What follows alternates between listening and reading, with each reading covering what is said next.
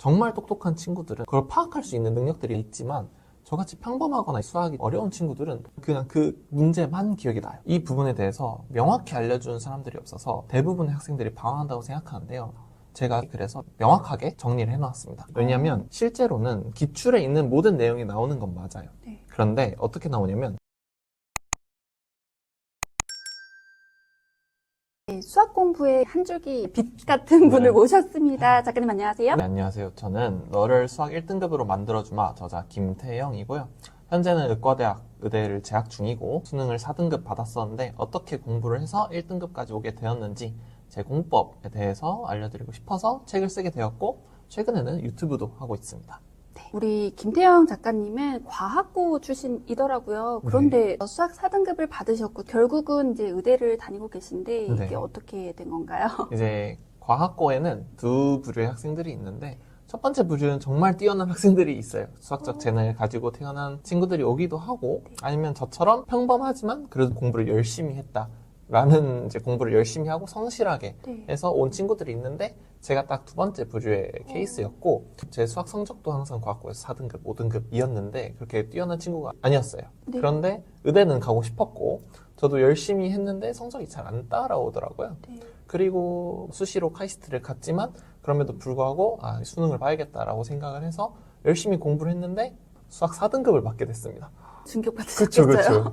어디가 잘못됐을까 혼자 생각해보고 부족한 부분들을 채우고 혼자서 공부법도 다시 만들고 그 만들어낸 공부법을 정말 철저하게 매일매일 지키면서 공부를 해서 원점수는 97점으로 100분이 99를 받고 이제 의대를 가게 됐습니다. 작가님 책의 가장 좀 첫 부분에 보면은 그 노베이스부터 시작하는 법이 나와요. 네네. 노베이스도 1등급이 가능하다는 말씀이실까요? 노베이스도 당연히 1등급이 될 수 있습니다. 여기서 노베이스라는 건 이제 중학교 개념이 헷갈리는 친구들을 말하는 건데요. 왜냐하면 사실 수학을 처음부터 잘하는 학생은 없어요. 극도로 드물거나 정말 없습니다.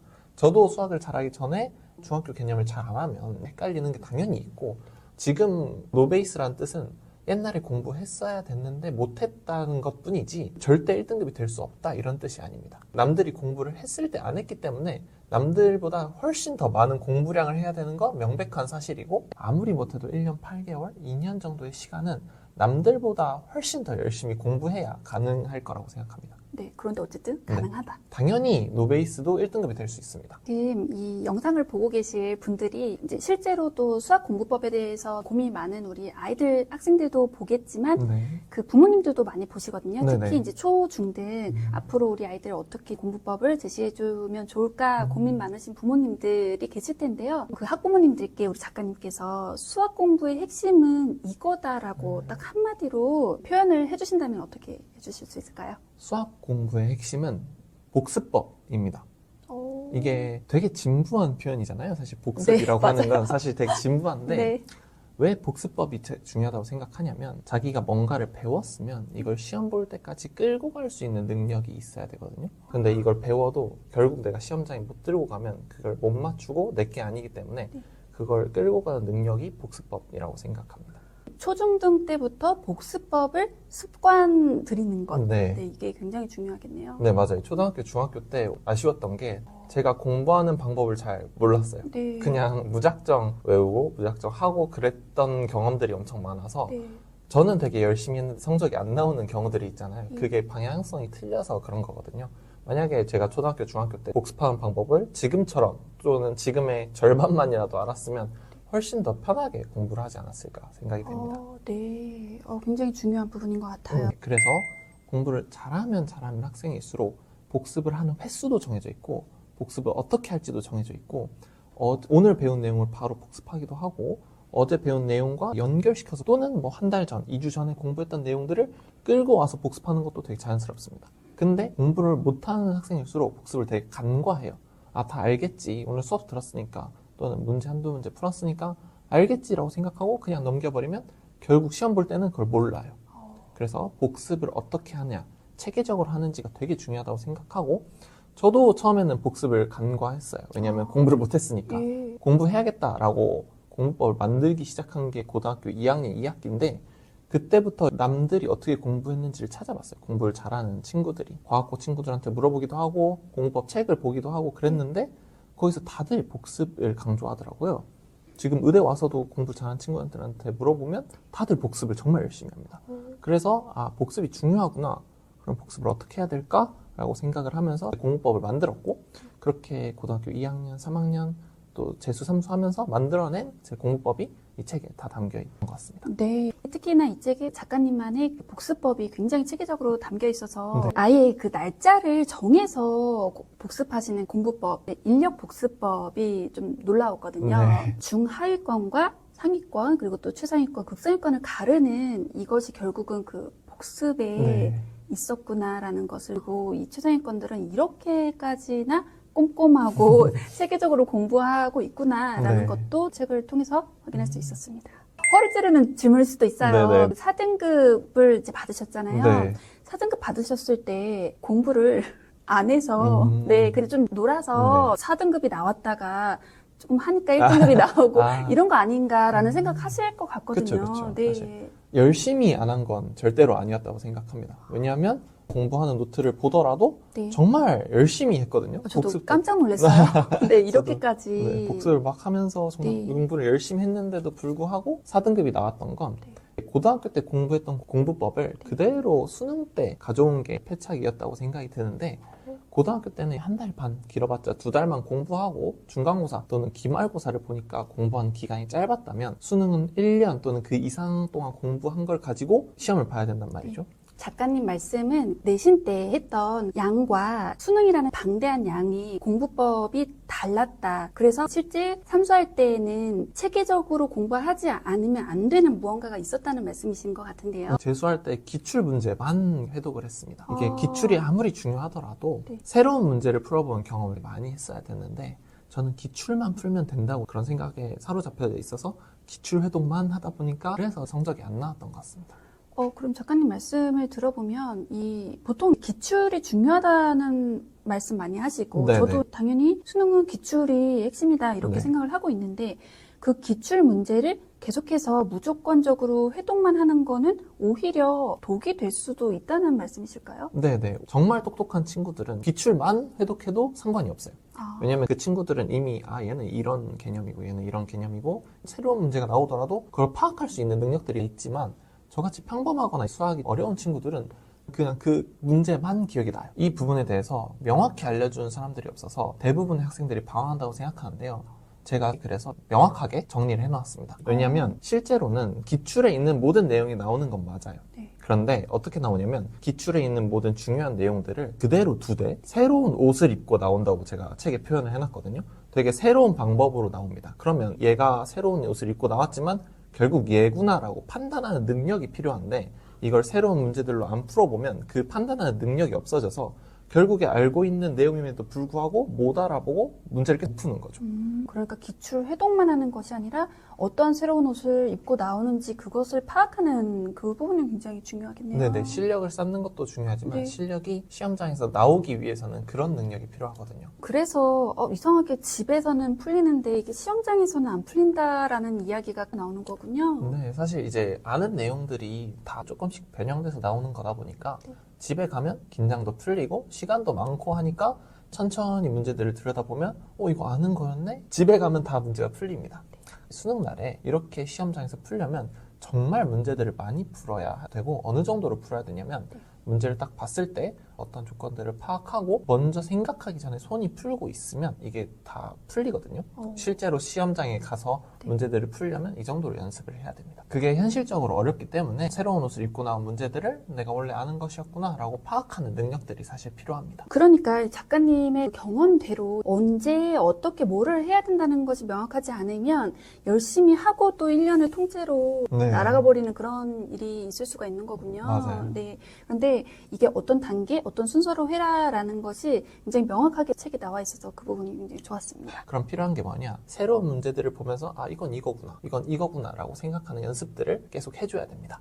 그러면 그 기출 문제를 하면서 새로운 문제를 또 풀어야 된다고 보면 될까요? 네, 여기서 그 새로운 문제란 시중에 서점에 가면 정말 여러 가지 문제집들이 있는데 많죠. 그냥 아무거나 꺼내서 푸는 게 아니라 정말 인간 강사님들 또는 유명한 학원에서 만들어낸 문제들을 풀어야 됩니다. 왜냐하면 그분들이 가장 사교육의 최전선에 있잖아요. 네. 그러면 항상 연구를 하시고 이런 문제가 UL평가원에 나왔는데 네. 이렇게 해석해야 되고 이런 기출문제랑 비슷하고 그러니까 새로운 문제 이렇게 만들어야겠다 하고 만드시거든요.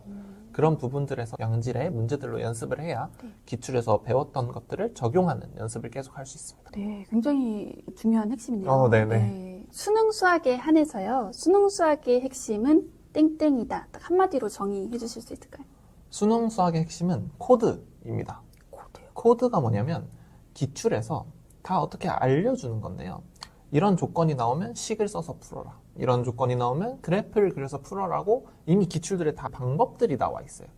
그래서 수능이라는 것 자체가 사실 다른 목적성이 없고 50만 명의 수험생을 1등부터 끝까지 배열만 하면 되는 시험이잖아요. 줄을 세워야 되는 그렇죠. 줄을 말씀이시죠? 무조건 세워야 되는 시험이다 보니까 네. 자, 평가를 할 건데 어떤 기준으로 평가를 할 거냐라는 문제가 생깁니다. 네. 학교에서 시험을 보면 그냥 학교 수업을 다 듣고 선생님의 말씀이 기준이 되지만 워낙 큰 시험이다 보니까 네. 뭘 기준으로 잡아야 될지를 이제 평가원 분들이 생각을 하게 되죠.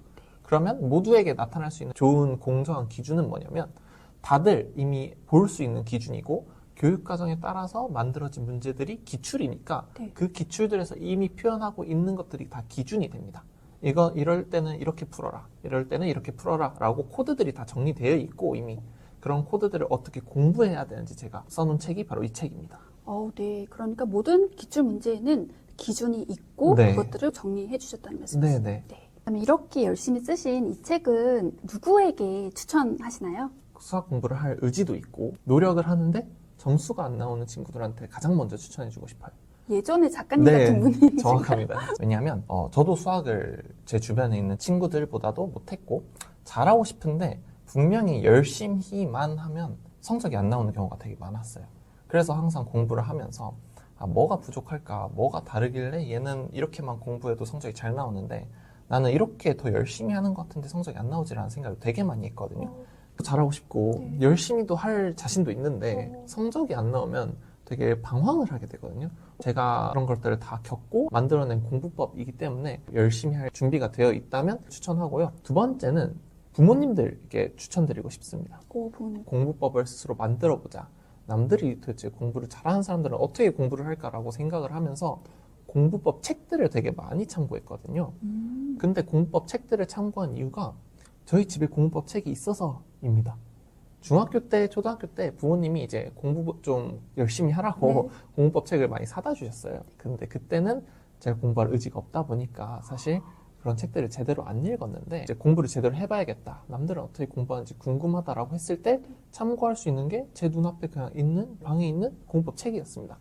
그래서 그 책들을 실제로 보고 공부법들을 만들고 제대로 공부를 할 수 있었다고 생각합니다. 그러니까 부모님께서 초중등 때 이렇게 사두셨던 그런 네. 작은 배려 그것들이 나중에 빛을 발하게 된 거네요. 네, 네. 사실 이 제목도 그렇고요. 수학 1등급으로 만들어 주마라고 하면 그 수학에 대해서 실제로 고민이 많은 수학머리가 좀 없다. 나는 뼈 문과다. 네. 좀 더 혹할 것 같은데 그런 친구들에게도 도움이 되는 책일까요? 오히려 그런 친구들에게 도움이 되는 책입니다. 오. 왜냐하면 수학 머리나 수학적 재능이 있는 친구들은 이미 이렇게까지 공부를 하지 않더라도 점수가 잘 나와요. 잘하고 있나요? 네, 그렇죠. 잘하고 있죠. 네. 그런데 저도 그랬고 수학적 머리가 좀 떨어지는데도 불구하고 수학을 잘하고 싶고 성적을 잘 받고 싶은 친구들은 되게 체계적으로 공부를 해줘야 되거든요. 그 친구들은 이 문제를 보면 이런 부분은 이런 내용이고 이런 부분은 이런 내용인 게 알아서 분해가 되지만 저희는 그걸 네. 인위적으로 만들어줘야 돼요. 그런데 그걸 어떻게 만들지에 대한 내용이 다 적혀져 있는 책이라서 그 친구들에게 오히려 추천해주고 싶습니다. 네, 말씀을 듣고 보니까 그 오히려 문과인 친구들은 똑같은 문과적 성향을 가진 친구들 중에서 내가 수학을 더 잘하면 더 네, 맞아요. 유리한 그쵸. 부분이기 때문에 확실히 도움이 될 것 같은 책이라는 생각이 드는데요. 네. 문과 그리고 이과별 수학 학습법에 대해서도 좀 제시를 해주실 수 있을까요? 일단 수학이라는 건 똑같기 때문에 복습하는 방법은 다 똑같아요. 그런데 이과와 문과의 차이는 선택 과목의 차이인데요. 네. 예를 들어서 이과는 수원, 수투가 공통 과목으로 있고 네. 그다음에 선택 과목을 기하나 미적분을 선택을 해야 되고 문과 친구들은 공통 과목은 똑같이 수원, 수투지만 선택 과목이 이제 확률과 통계인데 객관적인 난이도로 봤을 때도 그렇고 작년 수능을 봤을 때도 그렇고 미적분 기하의 난이도가 문과의 선택 과목의 확률과 통계보다도 높아요. 그러니까 막 5년, 6년 전에 킬러 문제들이 있을 때도 모두 다 미적분에서 나오기도 했고 난이도 자체가 좀 높게 나오는데 그러면 이과 친구들은 수원, 수투 선택 과목이 있다고 쳤을 때 전체 공부량을 100이라고 치면 30, 30, 30 배분을 하고 나머지 10을 자기가 부족한 곳에 채워서 공부를 하면 되지만 문과 친구들은 수원, 수투가 있고 그 다음에 선택 과목이 있다고 쳤을 때 수원, 수투를 이과 친구들이랑 경쟁해야 되거든요. 결국에 그러면 수원, 수투의 비중을 좀 더 많이 둬야 돼서 35, 35 그리고 20 정도로 배분을 한 다음에 필요한 10을 자기가 부족한 곳에 넣는 공부량 조절이 되게 중요한 것 같습니다. 이렇게 수치로 말씀해 주시니까 굉장히 명료하게 이해가 되네요. 수학은요, 특히 수학은 네. 사교육을 많이 들으면 된다. 많은 부분이 해결이 된다라고 생각을 하고요. 그래서 대치동 1타 강사 강의 뭐 이런 것들 정말 많이 듣잖아요. 네네. 사교육을 많이 시켜야만 수학을 잘할 수 있다라는 기대를 많이 하고 계시는데요. 우리 작가님 의견이 어떠신지 궁금하거든요. 저도 목동이라는 학군지에서 초등학교, 중학교를 나왔고 고등학교 가서도 이제 과학고에서 맨날 대치동을 다녔어요. 학원을 맨날 다녔는데 네. 결국에 수능 4등급을 받았잖아요. 수학에서 그것도. 사교육이 어마어마하게 중요하다고 생각하지는 않습니다. 적어도 사교육은 공부를 아예 안 했던 친구를 어느 정도 공부를 할 수 있는 단계까지 올려주는 도구인 거에는 확실하지만 사교육으로 1등급을 만든다. 전교 1등을 할 수 있다라고 말하는 건 되게 힘든 일입니다. 과학고 때도 그렇고 전교 1등들을 보면 사교육을 많이 한다, 학원을 많이 다닌다 보다 학원을 적게 다님에도 불구하고 그 학원들을 잘 이용한다는 느낌이 강하거든요. 그런데 오히려 중하위권 친구들이 계속 학원 갔다가 또 끝나면 학원 가고 또 과외하고 이런 친구들이 많아요. 그래서 오히려 공부를 잘하기 위해서는 많이 다니는 것보다도 사교육을 잘 이용하는 게 더 우선적일 거라고 생각합니다. 학원을 감에도 불구하고 학생이 공부할 의지가 없으면 쉬는 시간에 친구들이랑 놀고 떠들고 또는 수업 시간에 자고 오는 경우들이 정말 많고 저도 공부하기 싫을 때 그랬던 경험이 있고 네. 실제로 학생들이 학원이 10시에 끝나면 집에 오면 11시, 11시 반이잖아요. 한 1시간, 1시간 반 동안 친구들이랑 놀다 오는 거라서 그렇게 학생이 공부할 의지가 없으면 아무리 사교육을 한다고 하더라도 사실 성적이 오르는 거지 않는 거는 다 부모님들 아실 거라고 생각합니다. 네, 그러면서도 보낼 수밖에 없는 건 하나의 뭔가 위안? 그쵸, 그쵸. 안전장치였던 것 같아요. 맞아요. 집에서는 아예 안 하니까 맞아요. 학원에 보내면 그래도 뭐라도 어느 정도는 듣겠지. 사교육에서 가장 큰 효과를 낼 수 있을 때는 학생이 원하는 사교육이 가장 큰 효과를 냅니다. 아, 학생이 원할 때? 네, 원할 때. 필요하다고 느껴서 부모님한테 요청드려서 나 이런 사교육 해줘라고 말할 때 가장 큰 효과가 나는데요. 저도 학원을 부모님이 여기 다녀라 저기 다녀라 해서 많이 왔다 갔다 했는데 그럼에도 불구하고 성적이 안 나왔었는데 제가 물리를 좀 못했거든요. 고등학교 때. 근데 고등학교 2학년 2학기 때부터 공부를 해봐야겠다라고 생각하고 부모님한테 유일하게 물리 과외를 해달라고 한 적이 있어요. 그때 했던 물리 사교육으로 정말 1등을 했거든요. 그러니까 중간고사 1등도 하고 기말고사도 1등을 해서 전체 1등을 했어요. 근데 그 전까지만 하더라도 물리가 5등급, 3등급 이랬으니까 1등이랑은 정말 거리가 멀었는데 자신이 원해서 사교육을 그렇게 받으면 자기가 어디가 부족한지 너무 잘 알고 있기 때문에 그 사교육 이용하는 게 한 개의 사교육이더라도 정말 잘 이용을 하게 되고 당연히 그렇게 잘 이용하면 성적으로 나타날 수밖에 없습니다. 결국 메타인지랑 연결이 네, 되네요. 그쵸, 내가 그쵸. 뭘 모르고 뭘 아는지를 맞아요. 정확히 알기 때문에 그 사교육에서 필요한 부분을 딱 가져갈 수 있는 거. 맞아요. 이게 공부를 할 때 3가지 단계가 있거든요. 네. 첫 번째 단계는 뭐냐면 아는 거랑 모르는 걸 구별을 해야 되고 두 번째는 모르는 걸 아는 걸로 바꿔줘야 되고 아는 걸로 다 만들었으면 내 것으로 만들어야 되는데 사교육은 1단계, 2단계를 해주는 거예요. 모르는 걸 아는 걸로 다 바꿔주고 아는 거를 어떻게 나 것으로 바꾸느냐는 내가 공부하는 방법이고 어떤 학원을 다니느냐 또 어떤 사교육을 하느냐보다 무조건 그 과목의 정확한 공부법을 알고 그 공부법을 통해서 자기가 공부의 중심이 된 다음에 부족한 부분들을 사교육으로 끌어와서 공부를 채우는 게 가장 좋은 사교육입니다. 우리 작가님의 자녀의 입장에서 부모님의 역할은 어땠으면 좋겠다라는 이런 말씀을 해주시면 굉장히 도움될 것 같거든요. 제가 생각했을 때 부모님의 역할은 믿어주고 기다려주고 힘들다 했을 때 해결책을 제시해 주시는 게 가장 이상적인 부모님의 역할이라고 생각합니다. 저도 실제로 고등학교 2학년 2학기 때부터 진짜 공부를 했다고 느끼거든요. 그 전까지는 학원에서 하라는 거 또는 학교에서 하라는 거 이것만 딱 공부를 했는데 그때부터는 제가 스스로 공부를 해야겠구나라는 마음이 생겨서 공부하기 시작했으니까 그때부터 공부를 하는데 그렇게 학생이 공부를 해야겠다라고 마음을 먹었을 때 부모님한테 나 공부 좀 해야겠어라고 말하기는 되게 큰 용기가 필요해요, 사실.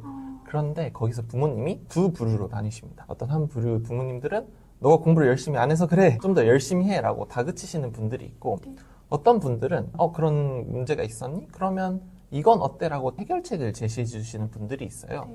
저희 부모님은 두 번째 부류의 부모님이셔서 공부하는 방법에 대해서 알고 싶으면 중학교 때 엄마가 사준 공부법 책을 읽어봤냐? 라고 넌지시 제시를 해주신 거예요. 맞아, 공부법 책들이 있었지 라는 생각을 하고 집에 있던 공부법 책들을 그때부터 읽기 시작했습니다. 제대로. 공부를 잘하는 사람들은 이렇게 공부를 했구나 라는 생각들이 되게 많이 들었고 그럼 나도 공부를 잘하려면 적어도 이 정도는 해야겠구나 라는 생각들을 갖게 되었고 그렇게 넌지시 제시를 해주신 덕분에 공부법을 만들기 시작했고 점점 이제 저에 맞게 공법들을 개선해 나가면서 좋은 결과를 얻어서 의대에 갔다고 생각합니다. 제가 작가님을 만나 뵙고 영상을 찍고 또 이 책을 쭉 읽으면서 수학으로 절망했던 우리들에게 아직 희망은 있다라는 생각을 정말 확실히 했거든요. 우리 아이가 어떻게 하면 수학 1등급으로 갈 수 있는지 로드맵이 머릿속에 그려지는 것 같거든요. 작가님 이론을 정립하시고 또 실제 적용하셔서 이렇게 1등급이라는 성적을 내신 데까지 얼마의 기간이 걸리셨나요? 공부법을 만들기 시작한 건 고등학교 2학년 2학기 때부터니까 고2 2학년 2학기, 고3 재수, 삼수 2년 반에서 3년 정도 걸려서 시행착오를 계속 겪으면서 변형시켜 온 거라 그리고 이렇게 한번 만들어 놓으니까 의대 와서도 응용할 수 있는 능력들이 생기더라고요. 한번 이게 맞다는 생각을 가지고 나니까 의대 와서도 뭐 장학금도 받고 여러 가지 좋은 성적들을 냈고 있어서 이게 맞았구나 라는 생각이 많이 듭니다. 이런 시행착오를 미리 겪으신 작가님께서 정말 시간과 정성을 다 들여서 만든 그 노하우잖아요. 그런 것들을 단 한 권의 책으로 저희가 볼 수 있다는 게 책을 내주셔서 너무 감사하다는 생각이 들고요. 오늘 이렇게 귀한 시간 내주셔서 정말 감사합니다. 네, 초대해 주셔서 감사합니다.